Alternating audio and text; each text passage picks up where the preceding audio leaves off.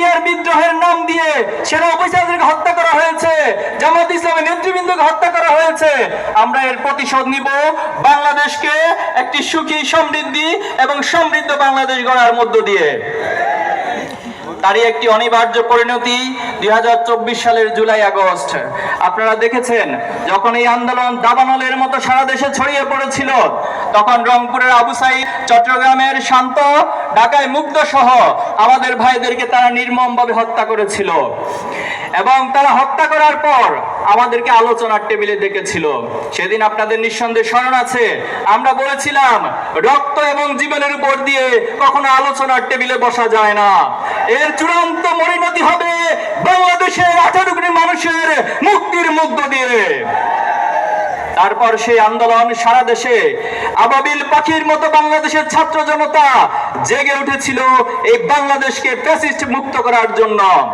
যখন পাবলিক বিশ্ববিদ্যালয়গুলোকে বন্ধ করে দেওয়া হলো, হল থেকে জোর করে ছাত্রদেরকে তাড়িয়ে দেওয়া হলো, তখন আমরা দেখেছি 18 জুলাই আমাদের প্রাইভেট বিশ্ববিদ্যালয়ের শিক্ষার্থীরা তারা বাংলাদেশের রাজপথে নেমে এসেছিল পাবলিক বিশ্ববিদ্যালয়ের সাথে আন্দোলনে যোগ দেওয়ার জন্য।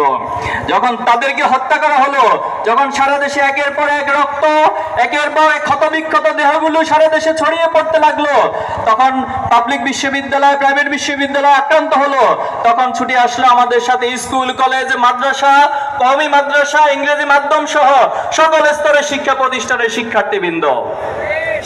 এবং তার চূড়ান্ত পরিণতি হাসিনার পতন এবং তার হেলিকপ্টারে করে পালিয়ে যাওয়ার মধ্য দিয়ে বাংলাদেশে একটি নতুন বাংলাদেশ বিনির্মাণের স্বপ্ন গত 5ই আগস্ট 2024 সালে অঙ্কিত হয়েছে। আলহামদুলিল্লাহ। সংগ্রামী উপস্থিতি, জুলাই আমাদের কাছে কোন আবেগ নির্ভর বক্তব্য বা স্লোগানের নাম নয়। জুলাই আমাদের কাছে একটি প্রেরণার নাম। জুলাই আমাদের কাছে আগামী দিনের বাংলাদেশ বিনির্মাণের এক উজ্জ্বল দৃষ্টান্ত এবং স্পিরিটের নাম। সংগ্রামী উপস্থিতি, আজকে যারা বাংলাদেশের ক্ষমতায় রয়েছেন তারা আমার দেশের হাজার হাজার যুবকদের, হাজার হাজার আপামর মানুষের রক্তের উপরে ক্ষমতায় বসেছেন।